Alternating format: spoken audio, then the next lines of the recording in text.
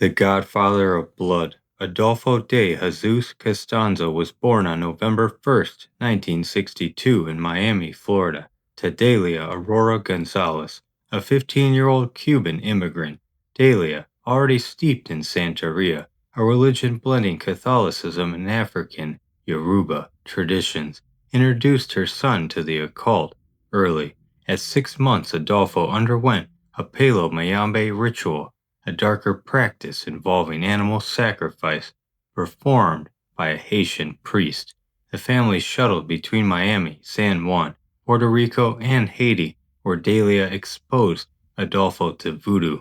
By age 10, after settling in Miami's Little Havana in 1972, Adolfo apprenticed under a Haitian sorcerer, learning divination and spell casting. His mother, a serial petty criminal, involved him in theft and vandalism, leading to multiple arrests.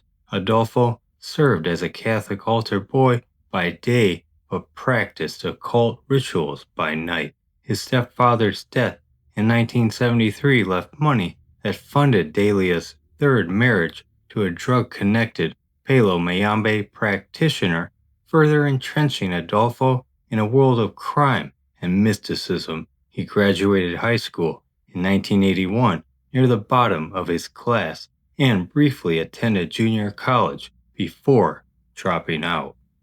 In 1983, at 21, Adolfo moved to Mexico City, briefly modeling but thriving as a tarot reader in the Zona Rosa gay district. Charismatic and imposing with a Cuban immigrant build and intense gaze, he attracted followers and lovers, including Martin Quintana, Jorge Montez, and Omar Orea. Adopting Kadi and Pembe, a devil-like Palo Mayombe spirit, as his patron. Adolfo charged clients up to $4,500 for protection spells, sacrificing animals like chickens, goats, snakes, and even lion cubs, costing thousands. By 1985, he and his inner circle began raiding graveyards for human bones to power his Nganga, a cauldron believed to house spirits and grant invincibility. He lived lavishly in a $60,000 condo, drove a Mercedes, and drew corrupt federal judicial police, including Commander Florentino Ventura, into his orbit. His bisexuality and recruitment in gay bars added a layer of intrigue with whispers of predatory charm used to ensnare disciples.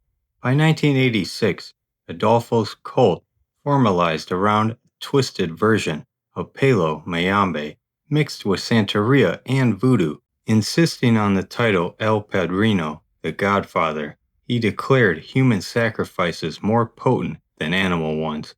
In April 1987, after the powerful Calzada drug family rejected his partnership demands, Adolfo orchestrated their slaughter. 7 members, including leader Guillermo Calzada, were tortured, mutilated, missing fingers, toes, ears, brains, hearts, testicles, and one spine, and dumped in the Zumpanga River.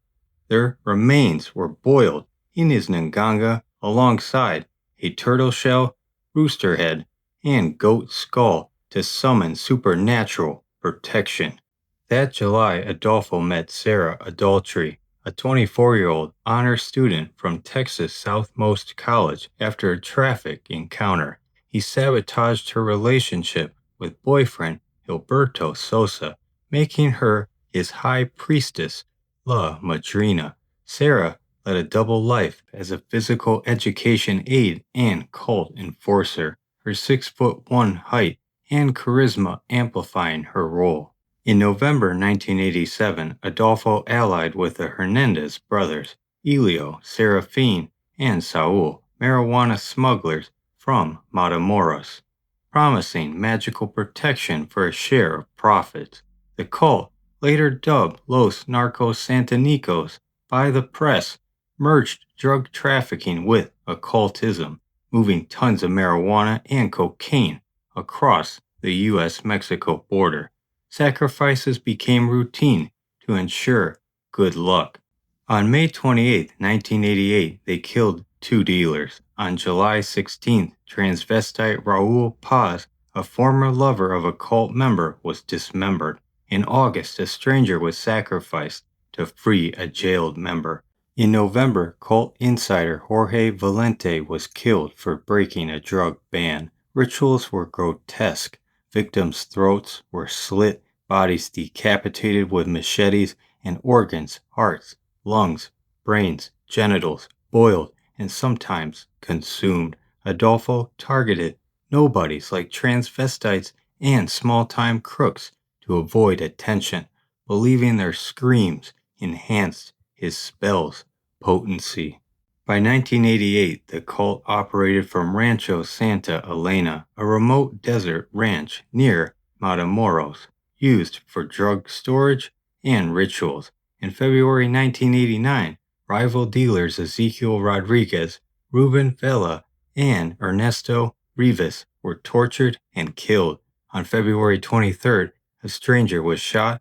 On February 25th, a member's cousin was mistakenly sacrificed. On March 12th, another stranger was killed to seal an 800-kilo marijuana deal chosen for his agonized screams.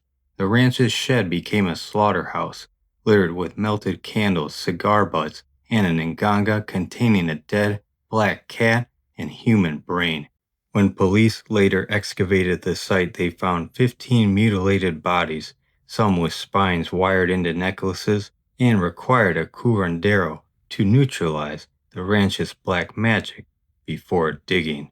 On March 14, 1989, craving a superior brain for his nganga, Adolfo ordered the abduction of an American college student, Mark Kilroy, a 21-year-old University of Texas pre-med student on spring break, was kidnapped outside a Matamoros bar by Serafine Hernandez. At the ranch, Adolfo hacked Kilroy's neck with a machete, harvested his brain, and sawed off his legs for burial. Unlike the cult's usual nobody victims, Kilroy's disappearance sparked a media storm and U.S. diplomatic pressure. On March 28, Roberto Sosa, Sara's ex-boyfriend, was sacrificed to seal another deal, further escalating the cult's body count. On April 9, 1989, Serafine Hernandez ran a police roadblock leading authorities to Rancho Santa Elena. They uncovered 110 kilos of marijuana, the ritual shed, and 15 graves, including Kilroy's. Cult members confessed, and by April 11, the body count was confirmed. Adolfo fled to Mexico City with Sara, Martin, Omar, and Alvaro de Leon Aldrete. On May 6th, police cornered them in an apartment after an unrelated dispute turned violent. Refusing capture, Adolfo ordered Aldrete to shoot him and Martin in an assisted suicide. At 26, Adolfo died in a closet, clutching his lover, ending his reign of terror. Adolfo's confirmed body count was 23, though some estimate over 26. 14 cultists faced charges. Sara Aldrete, Elio, and Serafine Hernandez received over 60 years each. Aldrete got 30. The cult's inner circle had nicknames like El Sotomita and Patitas Cortez, hinting at their twisted camaraderie. Some speculated Adolfo faked his death, but forensic evidence, including dental records, confirmed his demise. His nganga and ritual artifacts remain in police storage, too cursed for display.